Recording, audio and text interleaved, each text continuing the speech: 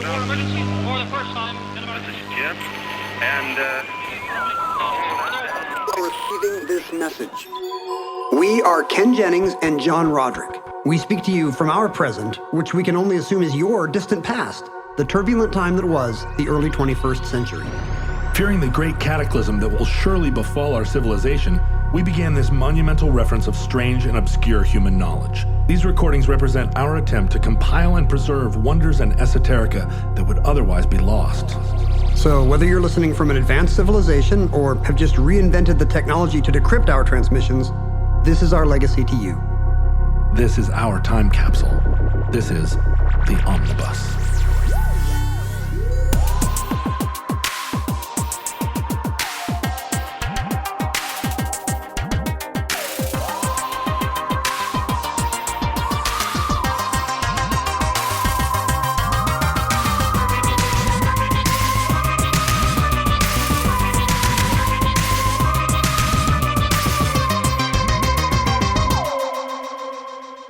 You have accessed entry 401.MT1308. Certificate number 27338. Electroculture. Electroculture is, it's not a new wave band. It's not a Manchester TV show from the 90s. It should be both of those. It's not a gay bar. I don't know what electroculture should be. Well, there's electro, and it has a culture. But you're saying it isn't the culture of electro. It's not the culture of anything we would consider electronic. I think the O might mislead you. But it is the culture of electricity, or a very specific use of electricity, or alleged use of electricity. I mean, Electro is also a Marvel villain. Yeah, Spider-Man hates Electro. But I don't know if he has a whole culture around him.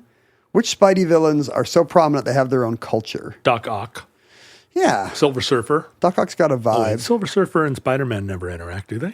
Not that much. Not that much. But you're saying they do. He's got the power cosmic. I mean, everybody's interacted at some time. It's been 70 years now, right? I guess that's right. The problem is now everything's happened 8 times. So you're like, how are these people all still in their 20s if Spider-Man and Silver Surfer have met 8 times? But no, electro is a kind of funk house music. Right. Yeah. That's why I'm saying this has nothing to do with... Got it. This is not a Manchester fanzine or... Does not involve the 808. It does not. It involves gardening, though. Whoa. Have I ever asked you this? Has there been a time in your life when your backyard had tomatoes or beans on runner beans on whatever they are? Posts? Trellises? Strings? You may know I'm an avid gardener. And I'm out all year. You're always just hacking stuff back, though. That's the opposite of gardening. No. But I also am growing. I'm growing. I'm making a pollinator pathway. I'm growing native bushes. Beautiful and trees. native plants. But are any of them crops? Well, a lot of them are berries, but they're crops for birds and butterflies and bugs. I also have berries in my yard, but they have been unintentional crops for birds. Yeah, I mean... They were not meant to be crops for birds. They were meant to be crops for me. Like, we eat the salmon berries, but salmon berries are just I hate to say this about a Northwest berry, but it's just a poor substitute for a raspberry that you get at the grocery store. I'm on the record. That is also my take. I don't want salal. I don't want... No. I'm glad the Duwamish and the Puyallup ate them all. Yeah. But they didn't have a lot of options. No, that's right. And, they had a lot of options in berries. There's like 16 Northwest berries, but none of them are good. None of them are good. Yeah. But I also have a Japanese garden. And at my old house, I had a Japanese garden. So that's where I put my cultivars of little maples and, different sort of vine trees and... But again, that's not the... But there's nothing to eat there. You don't go... You'd have to be very hungry to start eating your Japanese maple. So at one point, when I first started really gardening, I planted a food garden. And, and I had I had like an orchard at the farm. I had pears, apples, cherries, grapes. And what I found was growing your own food.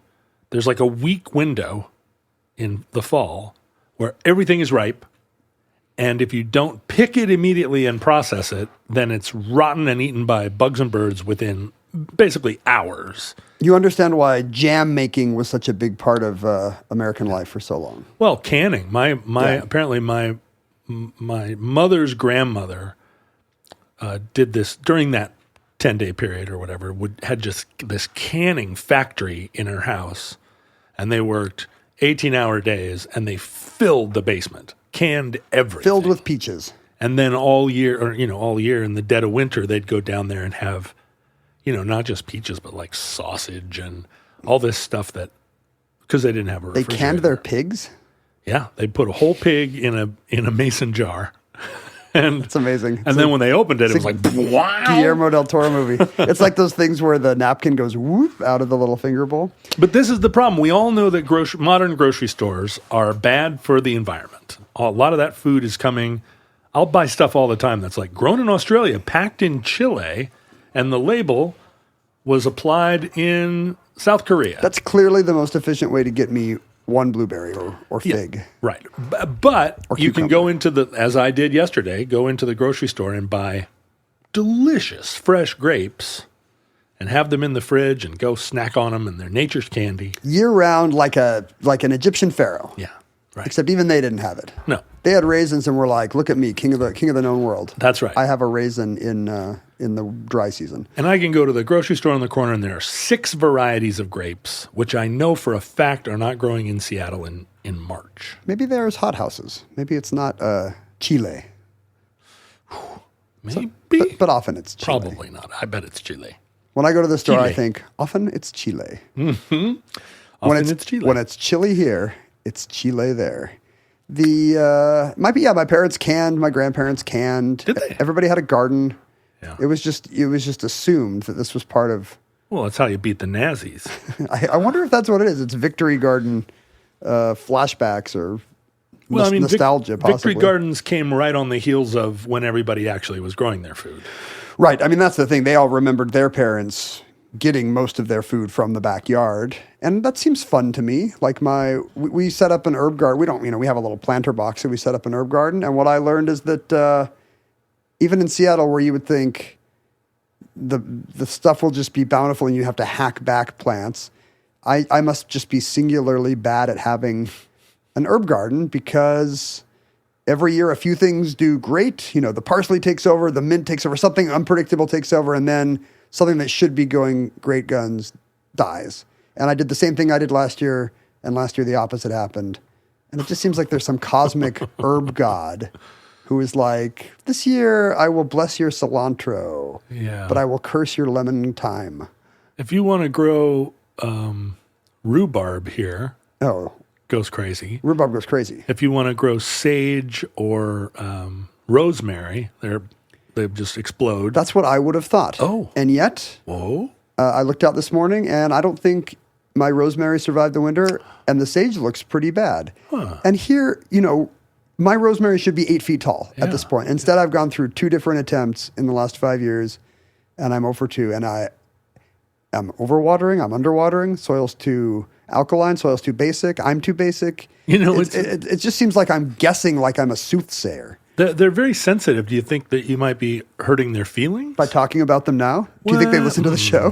Is this plant consciousness again? Yeah, right. The roots are talking to the roots of my rhubarb. I was going to let Ken have my sprigs because I know he enjoys a good sprig of something. I give my sprigs. Do you like it when there's sprigs on your food? Remember how you go to Sizzler or even like Denny's and there'd be like a little curly leaf parsley in the corner? Because we didn't know that there was flat leaf parsley, which was actually good. Well, yeah, there's for sure decorative foods that just go on something just as long as it takes to go to the kitchen, from the kitchen to your table where you immediately sweep it off. Why is this here? Yeah. There's no other thing like that. It's like the price tag on a shirt. You're like, now I own this Moons Over My Hammy. Away with you. Bing! Yeah. Pow! With my index finger. What I learned, because growing up in our era where you never knew if you were going to go to somebody's house where their mom was a hippie, or somebody would invite you to a restaurant and it turned out it was a hippie restaurant, where they would put a big pile of sprouts on stuff.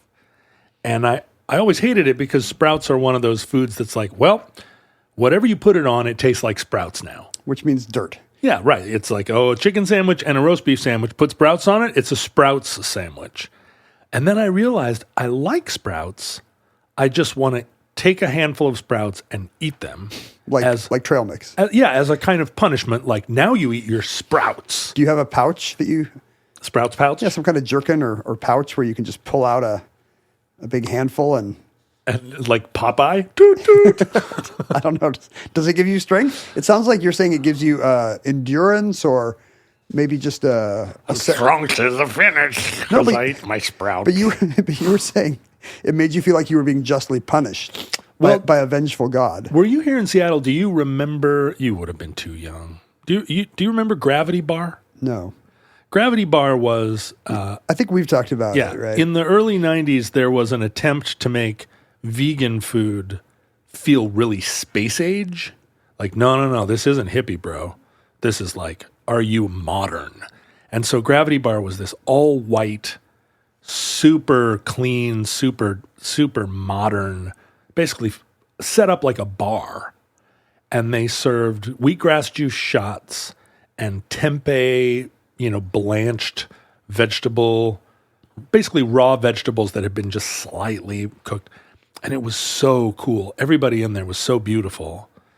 And I used to go there all the time because I'm a modern, You'll suck it up and eat your tofu. Yeah. I mean, I was dressed all in soggy wool, but I could claim that was a kind of modernity. No. Not really, no. It was all hunting clothes from the 40s, but still...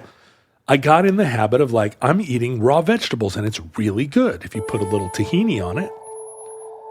And that's when I got into this thing of like, oh, this food is delicious, but also punishment.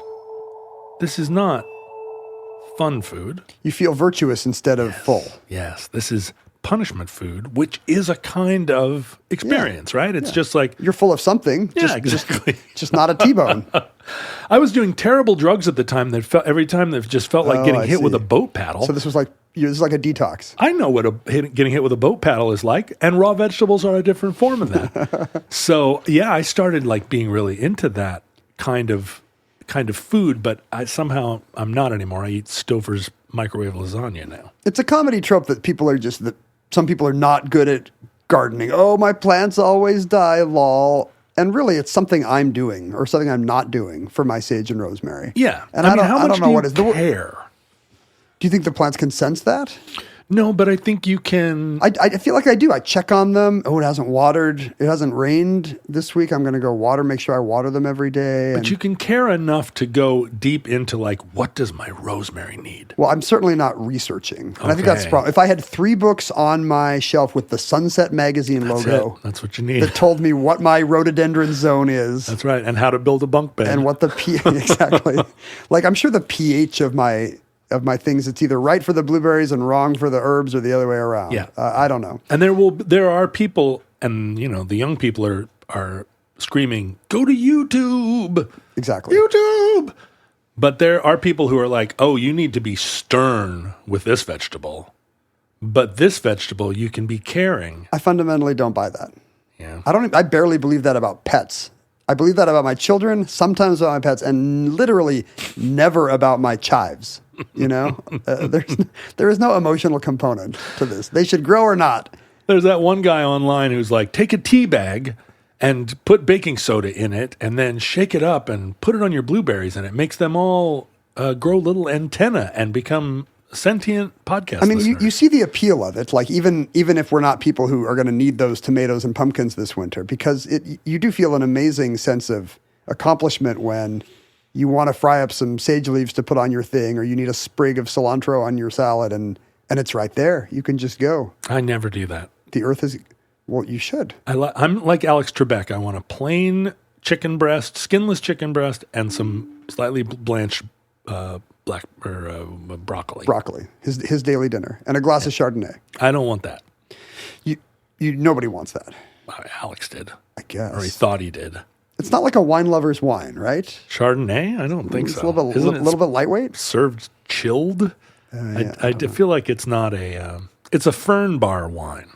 That's probably where he came from. He still has the tastes that were fixated when he moved from Canadian regional broadcast television. Yeah, like jack of all trades on the CBC to Los Angeles. It was exactly the time when he should have a big mustache, the fro, Yep. and Yeah. a nightly visit to his favorite fern bar. His herbs were growing in a glass fishbowl hanging from a macrame thing in the kitchen.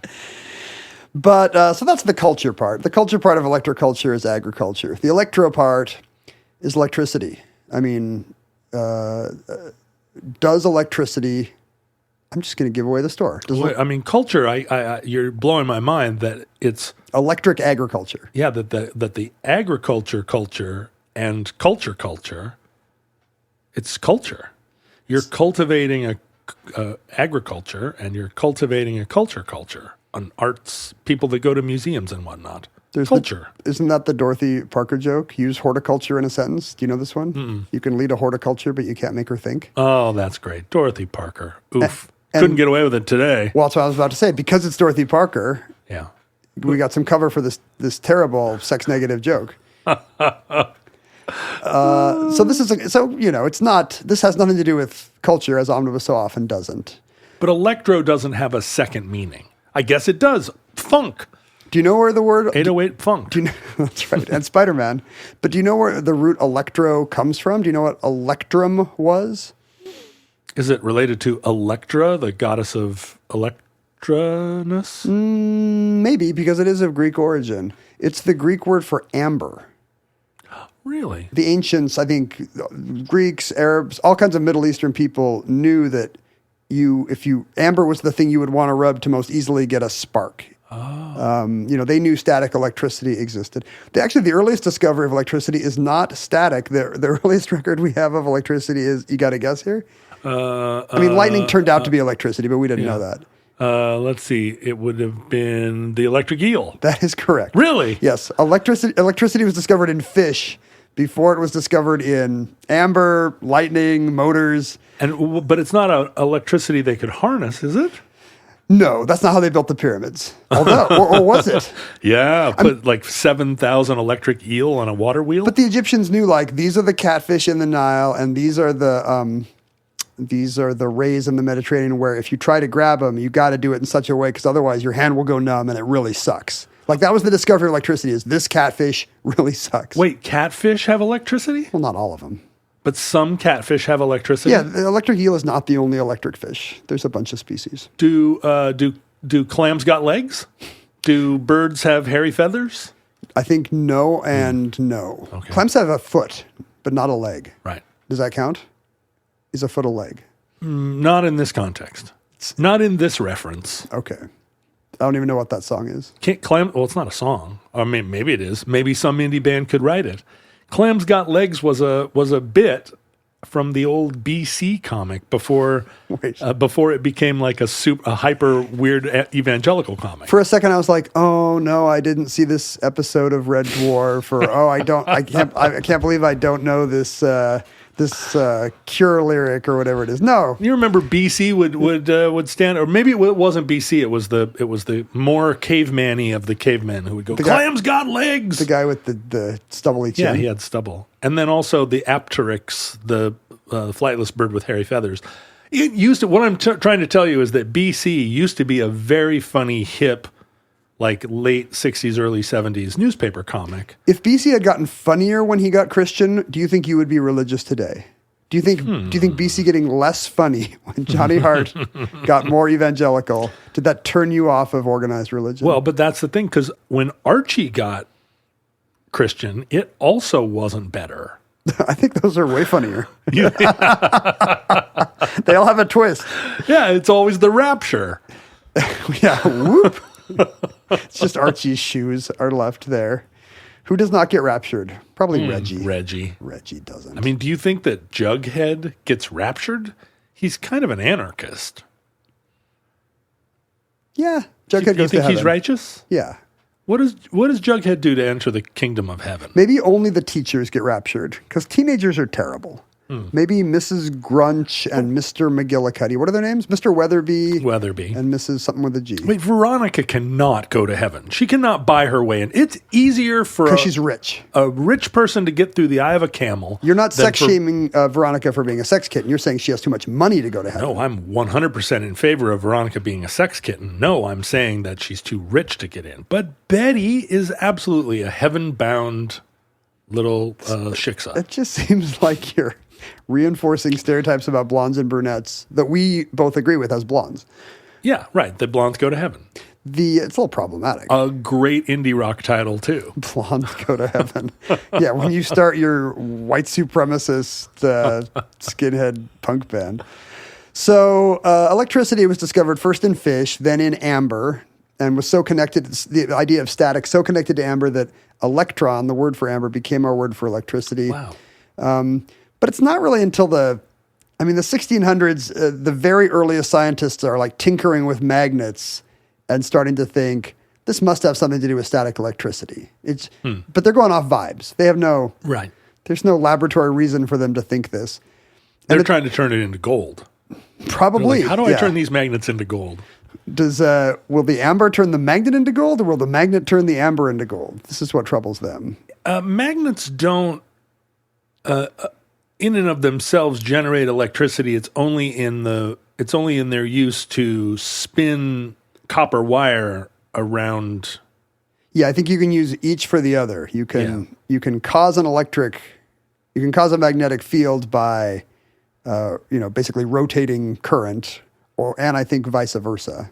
That's how a solenoid works. So there is a relationship, but they didn't know that. They just thought some rocks do weird things all the time, and some rocks do weird things when you rub them. Great lyrics. It's the same thing an 11-year-old boy figures out, I think. But in the 18th century, everybody is now tinkering with electricity. In 1745, the Leyden jar. If you put the right kind of foil inside and outside of a glass jar, it will store electric charge better than any piece of amber. And without knowing it, they've invented the first capacitor. Galvani just starts zapping running current through frogs and realizing a spark will make a dead frog's leg kick.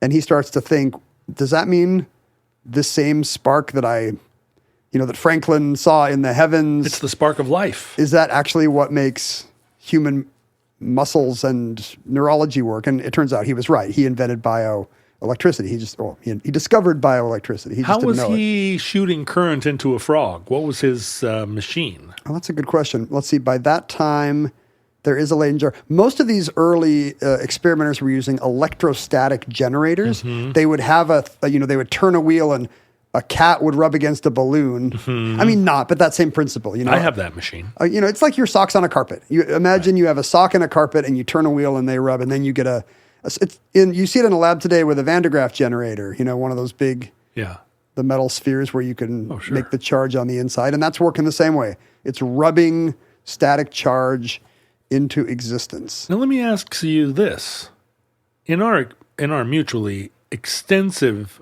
investigations into ancient history, have you ever seen a reference to static electricity, which must have been present every time they touched a marble doorknob?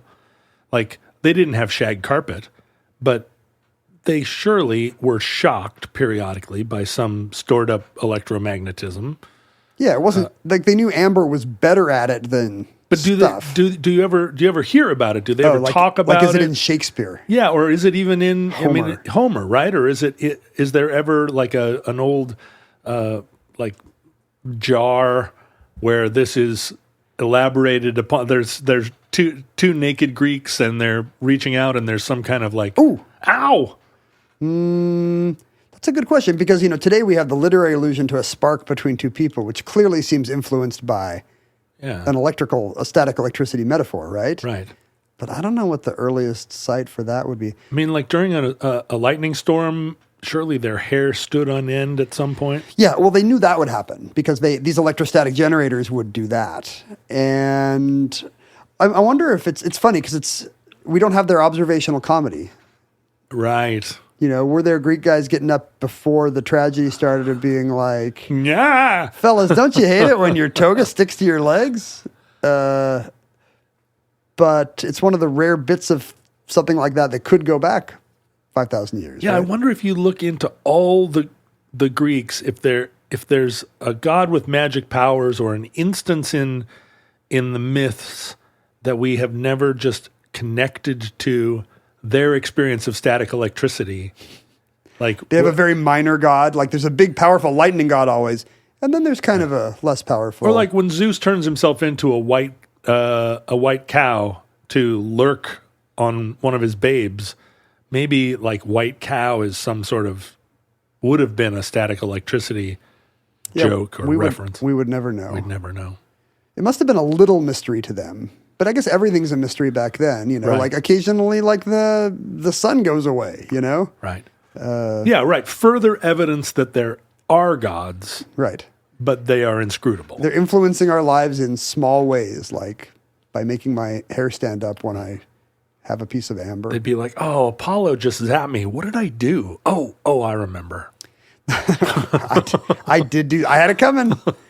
The funny thing is, even before Ben Franklin does the kite experiment, there's enough people tinkering with electrostatic generators that, according to no less than scientist Joseph Priestley, when he writes A History of Electricity in 1767, wait, it's got to be later than Wow. that. Maybe is it 1867? A history of it already by 1767. I think I just wrote down the date wrong. Joseph Priestley, History of Electricity is from... No, it's 1767. Wowzy. He's already writing a book about early experiments, including ones he's doing. And he notes that in 1746, Mr. Mambray of Edinburgh electrified 2 myrtles throughout October 1746. What, he electrified 2 myrtles for the entire month of October? I don't think he did it continuously because he would have had to go out and run his, hand crank his generator to zap his. And this is 2 trees, not 2 women named Myrtle. Right. He could have got a squirrel wheel or something. That's what he needed. Maybe that's what he did. Oh, here, I stopped the sentence too early. October 1746 for several hours a day. Oh. So he had his manservant out there in the hot sun. Can I ask why? He wanted to see what would happen to it. He's a natural scientist, or what do they call him? A naturalist? Yeah, he's a Yeah, right. I know what you're trying to say. natural historian. Is that what they would say? Natural history. He wanted to see what electricity is a new powerful thing. That we're zapping things with our new electrostatic generators. But myrtles. What happens if you do it to a myrtle tree? He must have just had a couple myrtle trees in his backyard. And he's like looking around. He's like, he did the cat already. He did his 10-year-old. He zapped his wife. He's like, what else is there? Myrtle trees. With the consequence that next summer, they blossomed sooner than their neighbors. Okay, what now? Who? So this is the first time when anybody tries electricity on a plant and thinks, this is actually good. Apparently there is older Japanese lore that in weeks with a lot of lightning storms, the mushrooms in the mushroom caves grow faster. That's the most Japanese thing you've ever said. Maybe not in the caves, on the logs. But that's right, on a moss-covered log, on a perfectly positioned moss-covered log. Should I be counting syllables here? During a lightning storm. On a log with moss. Not that long after the mushrooms flourished. The mushrooms flourish. That's 5 syllables. There it is. Perfect. And but one of those is a slurring syllable. Mushrooms. No, you're okay. That's 1 syllable. Okay. I had somebody yelling at me about saying a word that ended with ism was 2 syllables, like it should be ism. And the dictionary does not agree. If you're listening to this and you were the one arguing that with me, please, a dictionary's got to be $18. Go check it out. The thing about the 18th century is the very beginnings of mechanized agriculture are also happening. Oh. Most of that stuff is much later. Like we just did a show about the discovery that guano was a great fertilizer. Like most of those great leaps forward, that was kind of a 19th century one. But in the 18th century, in 1701, Jethro Tull releases Aqualung. No, right. The guy, Sailed the ocean blue. The guy named Jethro Tull. You're kidding. Did you not know the band was named for a guy? No. He's a great agricultural pioneer. He invented the seed drill, which was the first farming implement with moving parts. Like we had a hoe for 2,000 easy years. Now, easy. Dorothy Parker said it, so it's okay. Like, yeah, first the hoe is invented. You get 2,000 years of the hoe, and then Jethro Tull invents the seed drill, which is just like a wheeled thing that a farmer could. So you didn't have to sow each seed by hand anymore. You would push it along the furrow, and it would direct seed. It would dig a little hole in the ground and direct seeds through a funnel into the hole, and then you'd move along. I mean, we sow the seeds. No, Jethro Tull sows the seed in this case. So I always knew that Uriah Heep, the great 70s rock band, was named after, obviously, like a bad character. A Dickens character. But where did Jethro Tull, when they're casting about for cool rock band names, were they like, oh, the guy that invented the seed sower? How is that rock or even folk rock? I guess folky. So weird. There were so many. They could have been, like Ezekiah Mumfries. Yeah, and that would be a band today. That would be one of those banjo bands today. Right, Ezekiah Mumfries. I guess their agent had studied history at college, and so they were kind of rotating names at this time. And he was like, lads, Jethro Tull. And that was the week they happened to get a famous residency at a great London club. So that was the name up on the above the door, and that was the one that stuck. If they had been a week off, they would be called the Bumbling Oafs or something else. I had a band, and we got a show, and we didn't have a name, and we called ourselves 3 Hour Shower because somebody in the band was yelling at me because I'd been in the shower a long time. They're like, God, you've been in there 3 hours. And I was like, what, a 3 hour shower? And then we were like, that's our band name. It's pretty good. And I have a great poster of the big show, the big 3 hour shower headlining show. It implies the music will be refreshing, if not raucous. Right. It's good for indie rock. It's like... Yeah, exactly. You come out of the show, your fingers are a little pruny. This will be a nice time.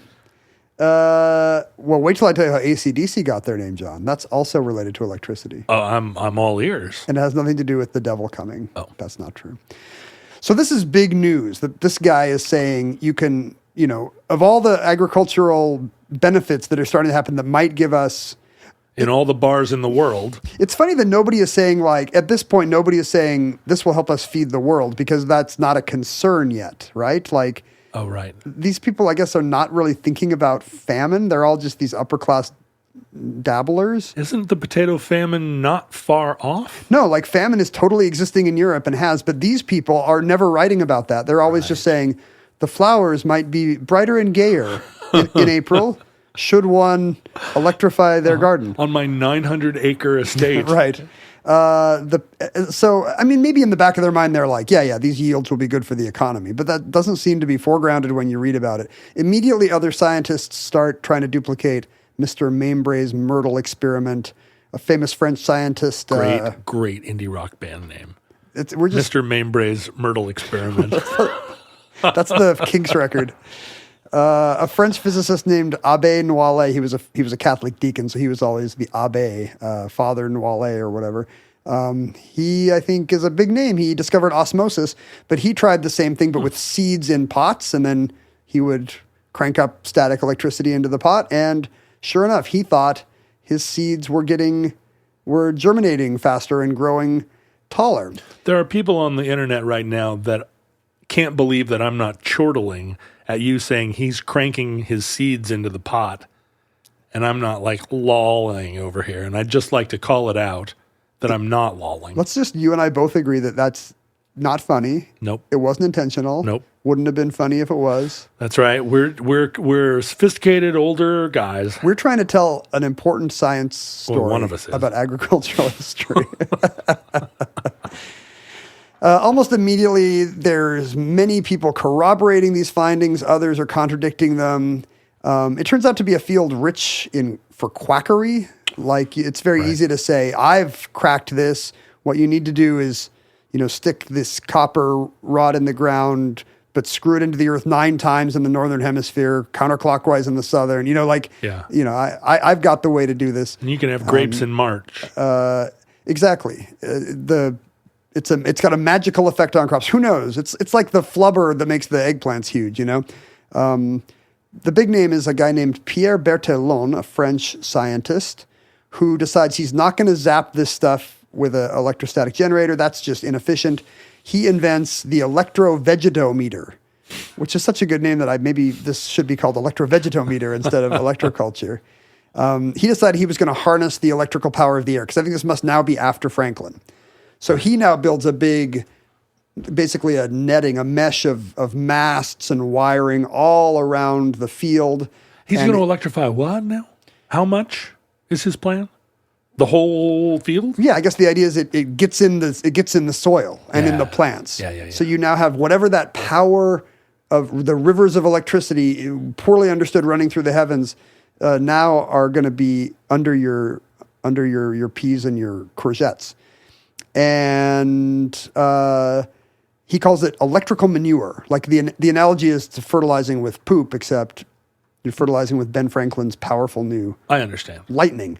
He's so sure this is working that he can attribute specific crop failures to years that didn't have lightning. He goes back and he sees that when the hog crop failed in 1787, there was just not enough lightning in the forecast. God, wasn't science amazing? That's so great. Wait, we do that now except with psychology. That's you on every social science, right? Some people don't believe in it. Even at the time, there are soberer minds prevailing. Jan Ingenhoutz, who we should believe on this stuff because he discovered photosynthesis. And his name is Jan Ingelhoutz.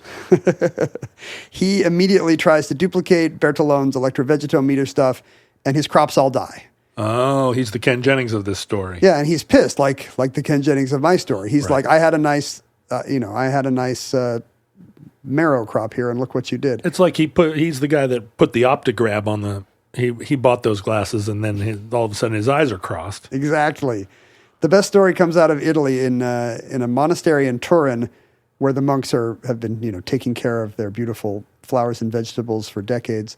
A scientist named Dr. Gardini appears. Not likely. You don't believe in an Italian man named Dr. Gardini? Well, gardenia. Oh, I see. It's like, what is that? This is starting to sound like a fairy tale. You think he made up a pseudonym?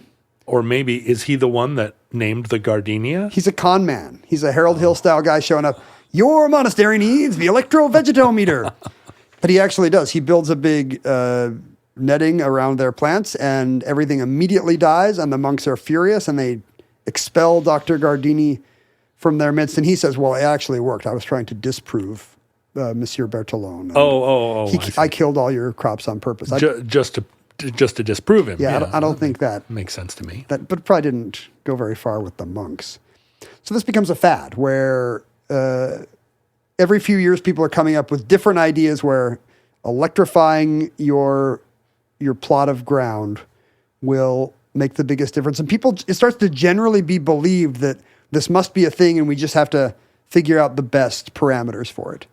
Because it's been proved more times than it's been it's been demonstrated rather more times than it has been disproved. No, I just think people don't have a sense back then. They you read about one success and that will outweigh the 4 subsequent failures, because the successful pioneers become evangelists. Yeah, just like psychology and inventors. And all social sciences today.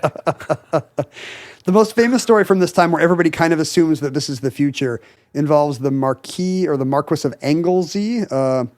He's most famous for his heroism at the Battle of Waterloo, which I think, in fact, is what got the marquisdom of Anglesey created. Yeah. What does a marquis have? An earl has an earldom. Yeah, it has a marquisity.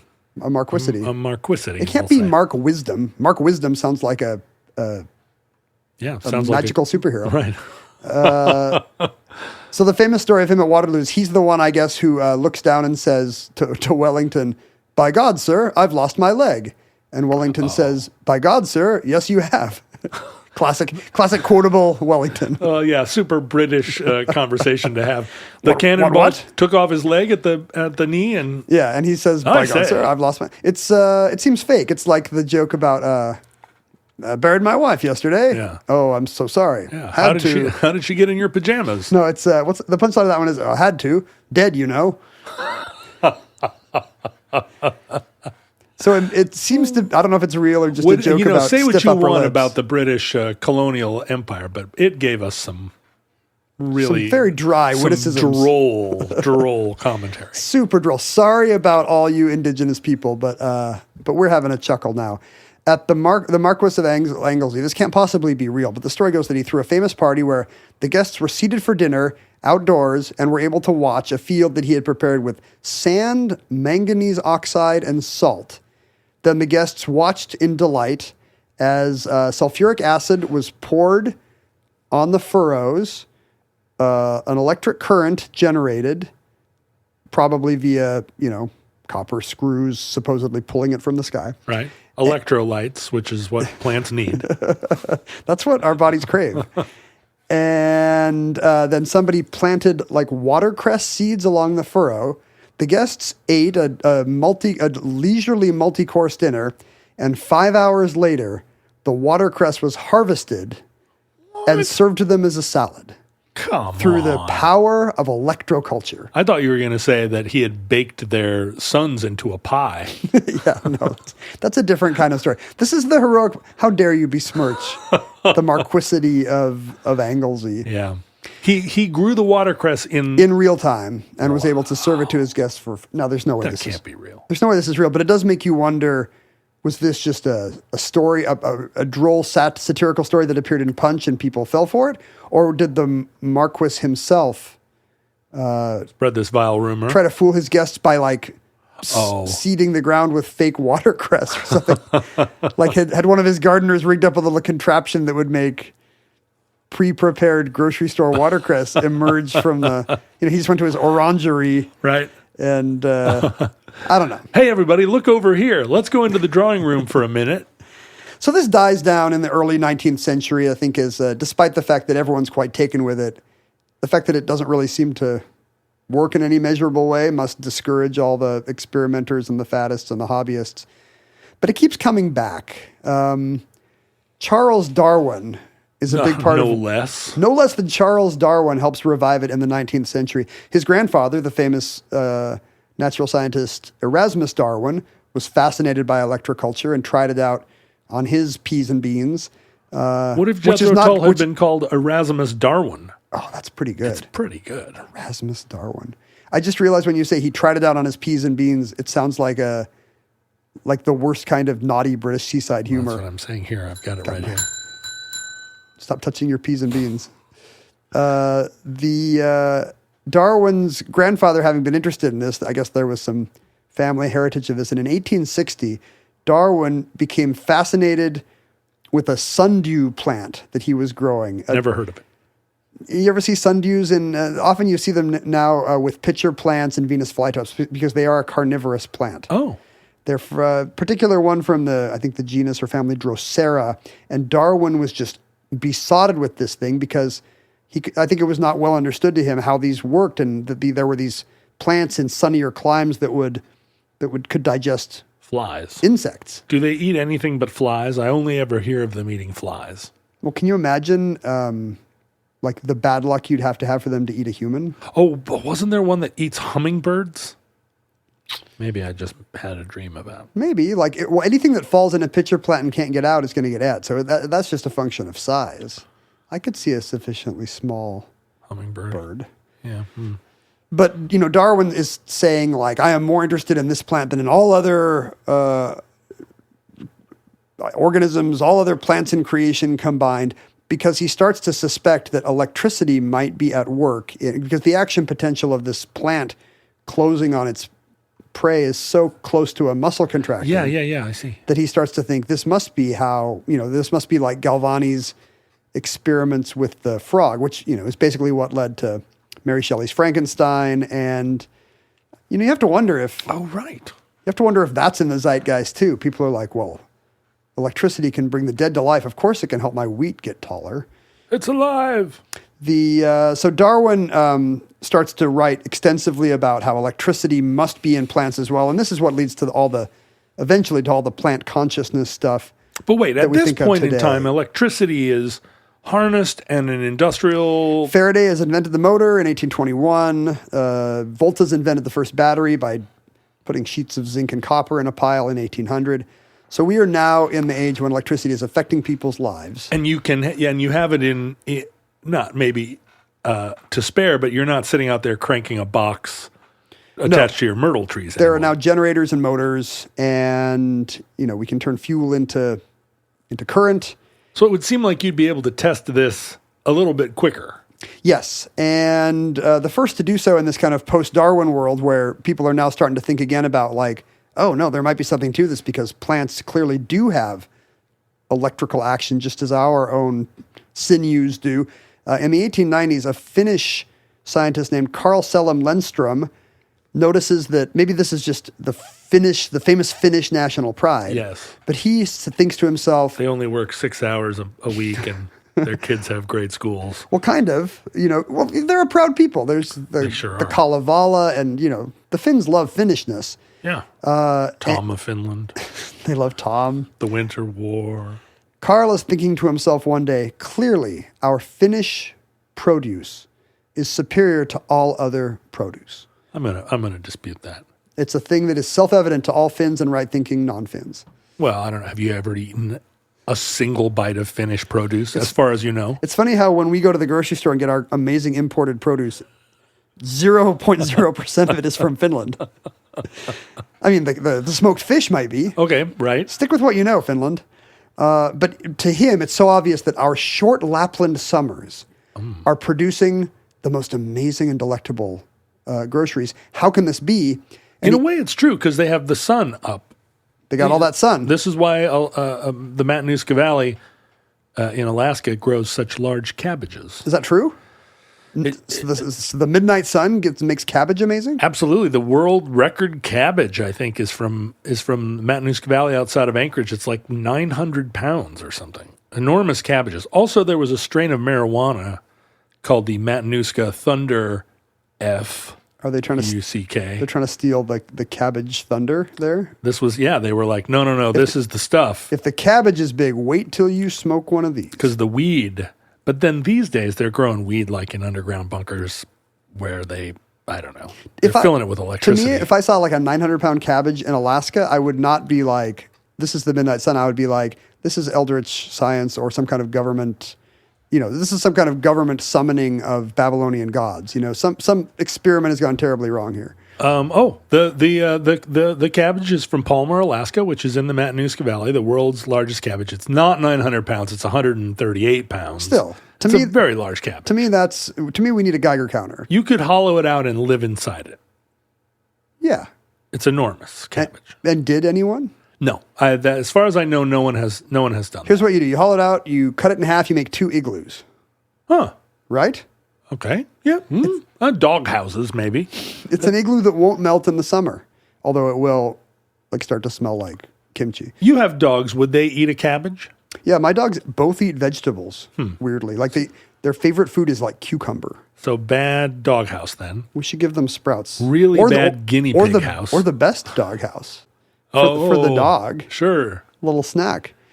What were we talking about? Eat your house. That's a thing they didn't think of in the 1800s. Oh, right. Finnish ethnocentrism. Yes. So this is why Dr. Lundström is so far ahead of you and me. You think it's the midnight sun. He looks up and he sees the aurora borealis. Okay. And he thinks clearly the electricity coursing above the Nordic climes is what makes our, what are they even growing up there? Our potatoes so delicious. Yeah, what would they be growing? Not bamboo. Not much grows Not in really Finland, grapes I have either. to think. What's a very hardy lichen?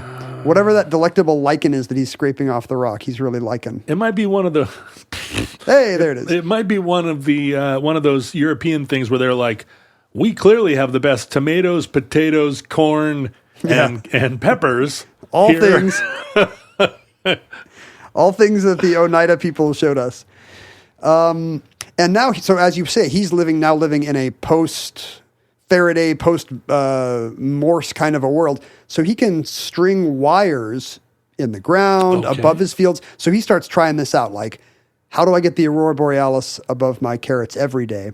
And he starts writing extensively about how, yep, it's true. I ran electricity through my field, and the parsnips and the strawberries got bigger, but the turnips and the tobacco got smaller. He's just like you in your window box. That's what I'm saying. He's seeing basically the random variation of growing seasons and his own bad green thumb, and he's thinking, I've done it. Electricity makes parsnips big, but for some reason, no only God, not turnips. You know, the kooks up at the University of Fairbanks, they shoot rockets into the Aurora every winter. This is why the cabbages are getting big. It's a whole thing. They've got a whole program up there that's just like, we're basically rocketeers, but we're shooting rockets into the Aurora. And I don't know if they ever learn anything. I think it might just be some kind of model rocket club. Do they ever shoot? But they're big rockets. Do they ever shoot cabbages into the Aurora? Interesting.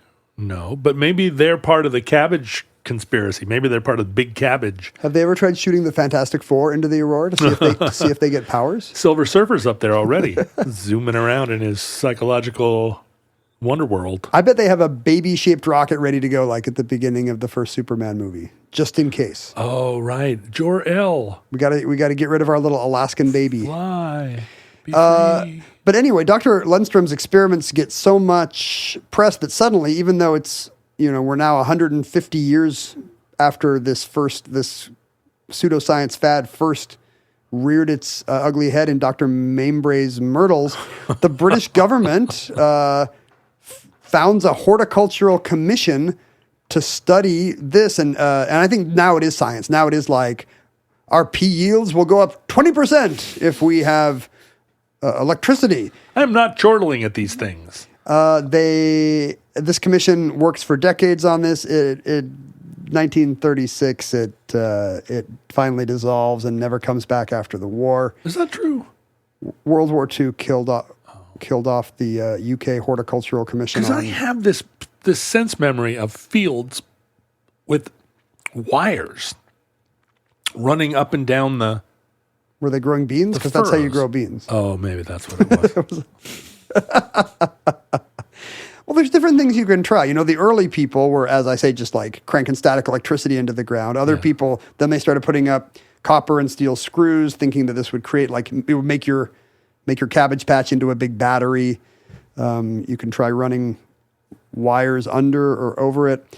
The funny thing is, even though nobody was serious about this after World War II, electroculture has returned in recent years. Tell me more about this subculture. Is this part of a cottagecore Etsy? You have the most awesome consternated resigned expression. Your face just went into like a yes. Somebody said you really should be doing the show on YouTube. I guess you were saying this. We should do the show on YouTube. Yeah. Just for moments like that. People are like, think how much people would pay to see an unedited version of your show, and they don't know that they pretty much hear the unedited version of the show. How could they not know this? But they don't get the 25% of the show that is just us rolling our eyes at each other, whilst maintaining a very serious voice. But we'd have to pixelate every time we we do this with our wrists. The whack off symbol. So two different avenues have kind of brought electroculture into the 21st century for better or worse. Yeah. And you might be able to guess what they are. You predicted kind of young cottagecore types, and that's absolutely true. You asked me why I wasn't using YouTube videos to figure out what's wrong with my rosemary. The world is now full of gardening influencers. Oh, yeah. And some of them are now trying, you want to get clicks with novelty, whether it's time tested or not. Are they truthers? Are they electricity truthers? Some of them are convinced. Yes. Wow. Others are skeptics, and they're taking to their channels to tell all their gardening followers, don't be fooled by these quacks. Oh, truthers. But there's a Facebook group for electroculture hobbyists that has 150,000 followers. Of course. The hashtag Electroculture on TikTok has 97 million views. Well, that's going away when the U.S. government bans all TikTok. What are you going to do then, kiddos? So from 2 myrtle trees in Scotland in 1746, we now have 97 million TikTok teens who are now convinced that you just need to zap your turnips. Yeah, they're planting AAA batteries in their window boxes, and maybe they're having better rosemary yields than you. I'd like to zap their turnips. Imagine a boot zapping a turnip forever. But also, so why are we banning TikTok, John? The Chinese are looking at our social media accounts and gleaning our biometrics. They're looking at our peas and beans. Yes.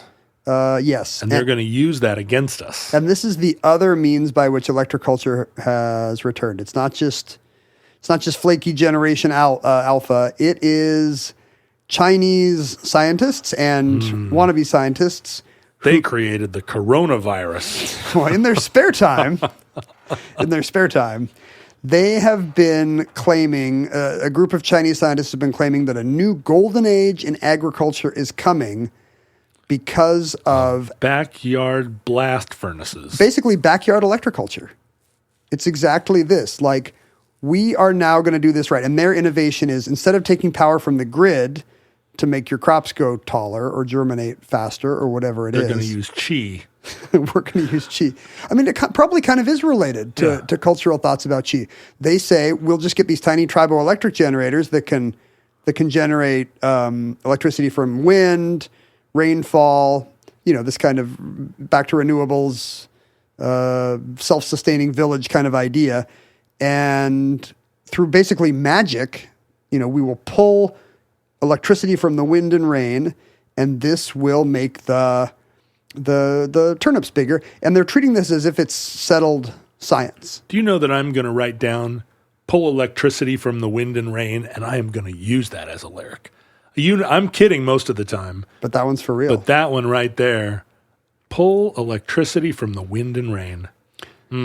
I was watching a movie yesterday, and somebody says something like, "Over their dead grass will grow," or something, and I was like, how is that not a black metal record or something? I can't remember what the line was, but it was so good, and it was kind of maybe accidentally screwed up in the subtitles. I mean, that sounds a little bit Walt Whitman. Yeah. Right? Like the unmown hair of graves. Right, or the grass growing on Verdun. That's not Whitman.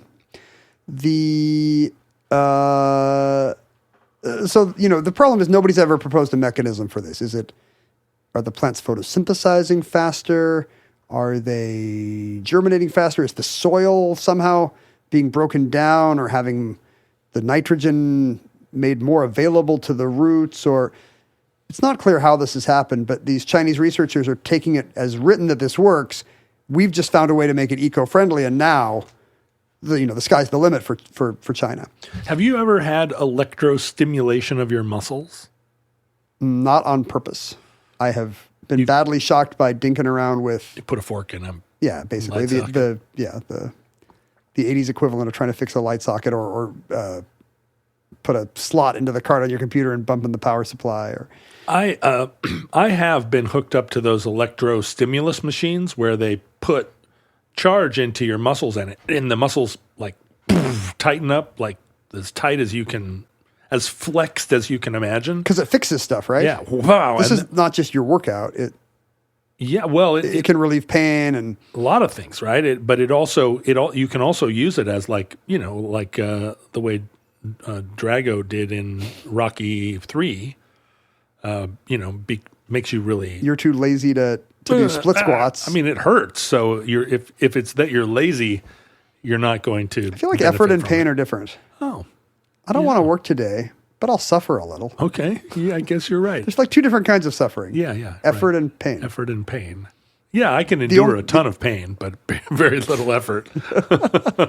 That's the Alaskan way. So via these two media, I think a new generation is starting to assume that electroculture works, even though I think the state of the art on the actual research is a 2018 study out of Aachen that kind of did a survey of all the claims about electroculture over the years, pro and con, and have basically found no results. Any study that found any results, it wasn't double blind. There were all these methodological failures. How do they feel about 9/11 being a hoax and the World Trade Center was exploded from within by what? By plant electricity? Well, I don't know what. That's not the question, Ken. Clearly it was done. Who cares how? I feel like this is not related to that kind of conspiracy theory. Like the government knows how to make your rutabagas really big and is keeping it from you. It's just more adjacent to the kind of the gentle earth mother kind of. Right. The plants are speaking to us. Yeah. The wind and rain have so much to offer, and we need to not use these harsh pesticides, but instead gentle electroshock on our poor seeds. It's like how my sister talks to me about love languages. And that concludes Electroculture, entry 401.MT1308, certificate number 27338, in the omnibus. Futurelink, social media is a big, big, fat zero. But Ken and I are still in our way, limping along. In fact, the other day, Ken actually used Twitter the way we used to do, which is made customer support. Made a connection with someone who had a job somewhere. It's what we used to use it for, complaining to customer service. Yeah, do you remember? But it's like, oh, I'm going to put out a tweet. And then, it's all of a sudden Roseanne Cash is in my feed telling me about something her dad said once. But I was so proud that I never used it for that. I was never like, "Dear sirs, your item did not arrive by Christmas. Please give me a full refund." Or, "Dear Delta Airlines, I prefer the aisle seat." And yet, but I did use it this week to try to get Dropbox to hook us up. I did a couple of flame threads on Twitter in the mid-2015s, one against Firestone Tires and one against the Hilton Hotel Company. In neither case did I didn't want anything from them. I just wanted to spend all day hating them. Just so you know, no non-crackpot has ever said, "I once spent the day shaking my fist at Firestone Tires and Hilton Hotels." And and United Airlines, but I think every American musician has yelled at United Airlines at one time or another. But yeah, I went after Firestone Tires and Hilton, and they both public relations me.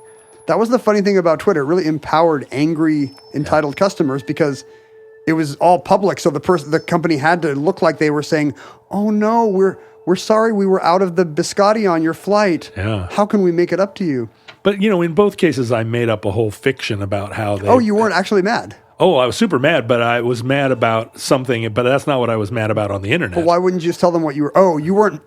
Had Firestone done anything to you? I'm not clear. Yes, they had done a bad job. Okay, but why didn't you write about that bad job? Why did you make up a worse job? Well, that's the thing. It's because I didn't want to be a Karen on the internet, but I did want to make their day bad. You're playing your hilarious character. That's right. Angry customer. The hilarious character that has stood me in such great stead with the internet all these years without ever an interruption. But that cranky character, I saw at one point you defending me, and you said, "John's irascible and cranky character is a big part of who he is online." But in fact, he's a very nice man. And did you not agree with that, or? No, I think that's true. Okay. So in the case of the Firestone and Hilton... I didn't know if your objection was going to be that you were not irascible online or that you were equally irascible in real life. Well, that may be the case. Only you can tell me that, you and everyone who knows me. But no, I was like, the Firestone and Hilton are sending these thugs to my room, and I can hear them out there breathing heavily and trying the doorknob, and I'm escaping through the kitchen, that type of thing. I turned it into an adventure story, Ken, and really it only plagued the social media team of 24-year-olds who were monitoring like Hilton social media accounts. Well, that's worse. But they were obsessed. You think you're going after the rich board members and stockholders, and no, you're just making some underpaid 20-year-old's day worse. That was the 6-month period where everybody was worried about their clout score, and I had a really high clout score at that point in time because there were only 10,000 people on the internet, and so I was leveraging my clout score. And Hilton was, you remember, people were talking about clout score like, "Oh, you're never going to be able to get a good seat in a restaurant." Clout with a K. Yeah. This is how the world's going to change. Oh man, you better have a high clout score. And so it did not turn out to be the new currency. The new currency turned out to be Bitcoin. Ugh. It's back up to like $67,000. I know, that's why I can't get a seat at a restaurant. I should have bought it when I was 17, just a couple of months ago. I mean, no, I shouldn't have. Didn't people send you crypto at some point? Yeah, I've got... Well, you got in at the right time then. I got $10 worth of crypto that's now worth $16. Congrats. Thank you. You can find Ken and all his hilarity and all his asking Dropbox for help at Ken Jennings. I'm on Instagram still, and by connection to Instagram, Threads, but I don't recommend it. Don't go there. I just post pictures of my sock drawer. I'm staying away from Threads. Yeah, as rightly you should. Although if anybody's listening that works for Threads, hey, high five. Keep on keeping on in the new economy. you can email us at theomnibusproject@gmail.com, and we will never lose that email address. It will exist for us forever, in perpetuity. 60 years from now, you can email us there. Ken and I and our dotage. I just remember that somebody at Google was like, we still have your omnibusproject@gmail.com. You just have to get on the phone and we'll transfer it over. Oh. And I haven't done it. Oh. There you go. Well, there it is. It's a pretty good story. It's easier to suffer pain than it is to It's easier to make any suffer effort. an extra "the" in your email address to have to like actually talk on the phone. I'm a Gen Z now. If they have omnibusproject@gmail.com, we should get it. The problem is we did have it, but I think we somehow lost access or lost the password. That sounds like us. My music publishing company is called Beats Working Music, which I was astonished nobody had used. Because it's two things. It's two things. It's Beats Working and it's Beats Working. And it never occurred to me at the time to get beatsworking.com. Since that time, You could have some had it. high school jazz band in Virginia is like, we're Beats Working. I don't think they have beatsworking.com either. I think somebody's squatting on it. And I went looking for it the other day, and some intermediary was like, yeah, for $5,000, we can get you Beats Working music. And I said, for $5,000? You could have had that for nothing. Yeah, for $5,000, I could get a Dodge Dart and drive it across America. It is hard to imagine how you would monetize owning that website into $5,001. Not for a decade. Be tricky. But it keeps me from fighting some jazz band in You think they'd be outbidding you for it? They're having bake sales and car washes right now in hopes of... Yeah. No, they'll settle for beatsworking.edu. I feel like I could get beatsworking.ru, but That's the worst. I don't want that. Beats Working. Are you? Oh, Yeah. Hey, I like it. You just wanted the Russian URL, but I think it works. Futurelings, you can also hang out with one another on the internet. And in fact, through the internet, you could conceivably hang out with each other in person. I wonder if anybody's ever gotten together romantically because they were Omnibus fans and they were like, hey, we should meet up sometime. We have asked this in an outro before. Have we? And I don't know if it ever... Never can. You have to name your child after some episode. Episode. Yeah. Name your child Erasmus McGillicuddy. Name your child Umex. Name your child Listomania, Chindogu, Kalakala. There's lots of options. You can mail us things, actual things, at P.O. Box 55744, Shoreline, Washington 98155. Do you have any mail over there? I do have a letter I forgot to read last time. It's a little bit confusing. It was sent to Omnibus, even though it mostly involves me. It was written in September of last year, and then the date is crossed out and apparently not posted until February of this year. So it sat in a drawer for 5 months. Sadie wants me to know that last summer, as she was coming out of the West End stage production of Brokeback Mountain. She's from England. I don't believe so. She's an American in England. I think so. I don't have the envelope anymore. No, yeah, she did the date in American format. So unless she's just condescending to me, most of the people going to the West End shows are Americans. Girls. She's a West End girl.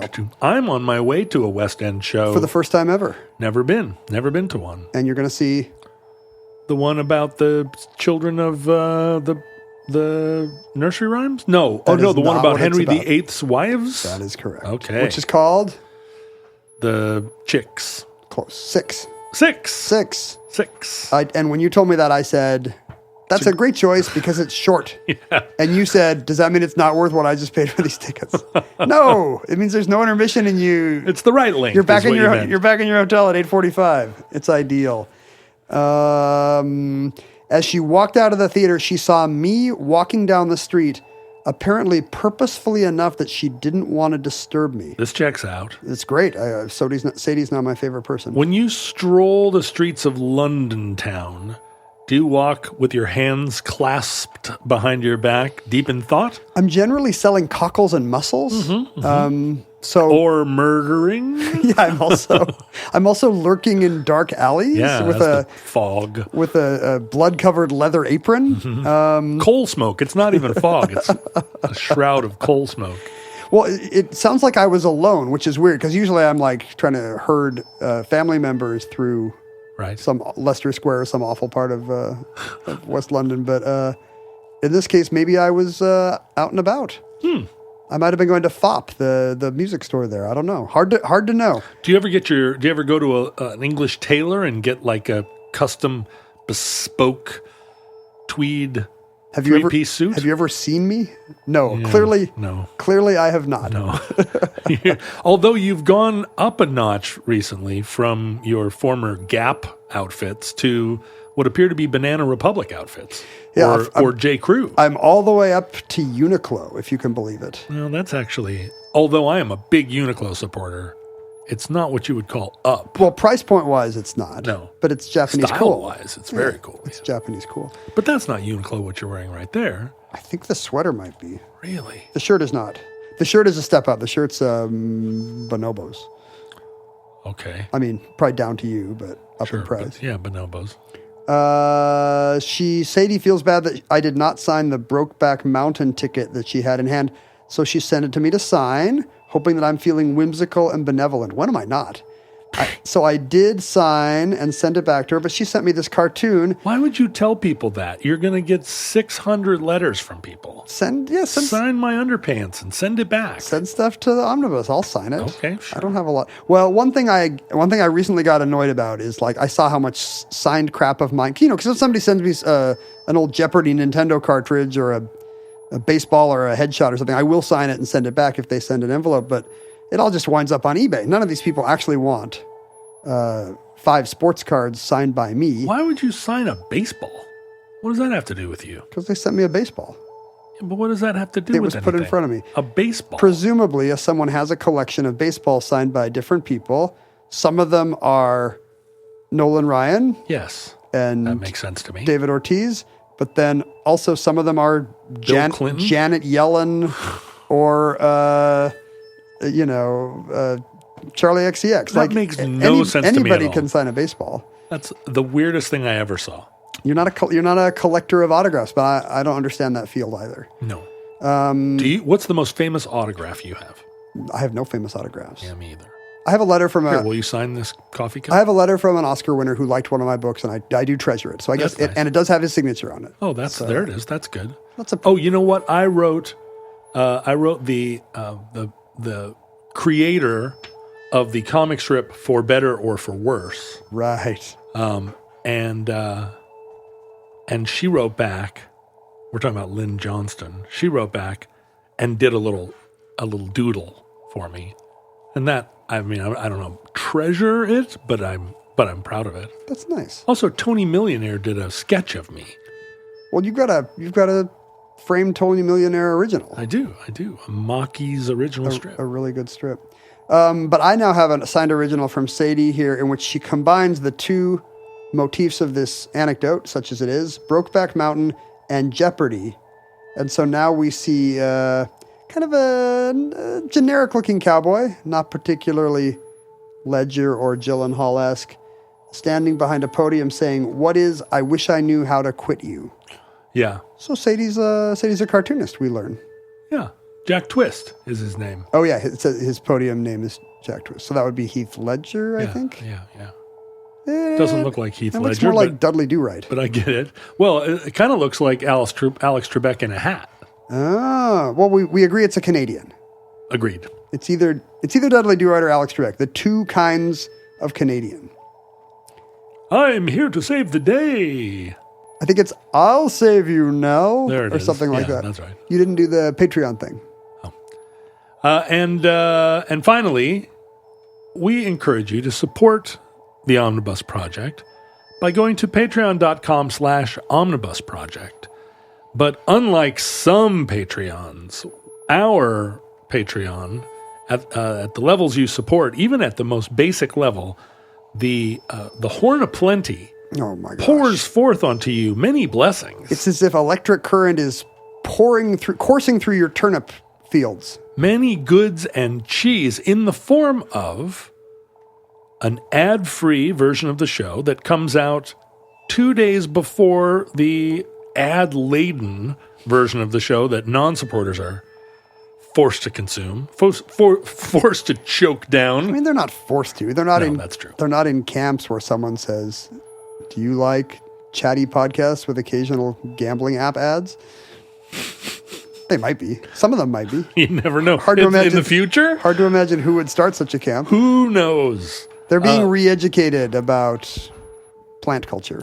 So there's that. You get that, and also, what are some other things you get on the Patreon, Ken? At the Well, various even levels? even at that lowest level, you also get a brand new addenda entry every single month. And there's at least 50 plus of those. In the can, you are not getting the full omnibus. It's like you have the World Book encyclopedia, but you don't have the 1978 yearbook that now has an entry about Walter Mondale. That is a wonderful example that will be very, very much appreciated by all the people born before 1980. They're the ones who have the money and need to subscribe. Hey. And they're also the entitled ones who are probably, honestly, not Patreon members. What about the millenniums that are also entitled and are starting to make money, right? Some of the millenniums now are starting to come into their cash. Yeah, the millennium home ownership rate is actually not as low as they would have you think. But they're not entitled. They What? No, they're not. Oh, okay. They support great art. Oh, yes. I 100% agree with that. And so, in order to prove that, to demonstrate that, millennial listeners, go to patreon.com/Omnibus Project. Listeners, from our vantage point in your distant past, we have no idea how long our civilization survived. We hope and pray that the catastrophe we fear may never come. If the worst comes soon, this recording, like all our recordings, may be our final word. But if Providence allows, we hope to be back with you soon for another entry in the Omnibus.